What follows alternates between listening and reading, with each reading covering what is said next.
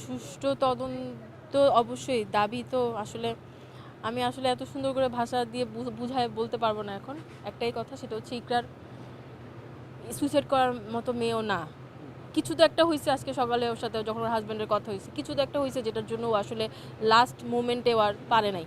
ইকরা যথেষ্ট স্ট্রং একটা মেয়ে, আপনারা ওর আগের হিস্ট্রি বা অনেকের কাছ থেকে শুনবেন, ও সুইসাইড করার মতো পাবলিক ওর না। তো এটা ডেফিনেটলি আপনারা এটার তদন্ত হয়ে এটার ওর আমি অলরেডি আগে অনেক জায়গায় বলছি, আমি আবারও বলতেছি, ওর হাজব্যান্ডের এক্সট্রা ম্যারিটাল রিলেশনশিপ, এটা অনেক আগে থেকে আমরাও জানতাম। ইকরা অনেক বছর অনেক বছর লাস্ট মোটামুটি 1-2 বছর যাবত ও এটাকে ফেস করে এটার সাথে হ্যান্ডেল করে ওর হাজব্যান্ড ওকে বারবারই বলছে না we are just colleague, just workmate. Even ওই মেয়ের সাথেও ওর দেখা হয়েছে, ও বুঝতো জানতো, বাট থাকে না যে হাতে প্রমাণ ছাড়া সবই হচ্ছে ওভার থিঙ্কিং। সবাই বলতো যে ওভার থিঙ্ক করে এই আর কি, কিন্তু লাস্টে ও তো জানছে, আলভি কিন্তু স্বীকারও করছে। জানি না এখন আলভি কি বলে বা কি বলতেছে। তো ইকরা এগুলো আপনারা, আমি চাই তদন্ত হোক, পুরোপুরি তদন্ত হোক, যা যা আছে সব ইনফরমেশন যা লাগে আমরা আছি, আমাদেরকে জিজ্ঞেস করবেন, আপনারা বের করেন।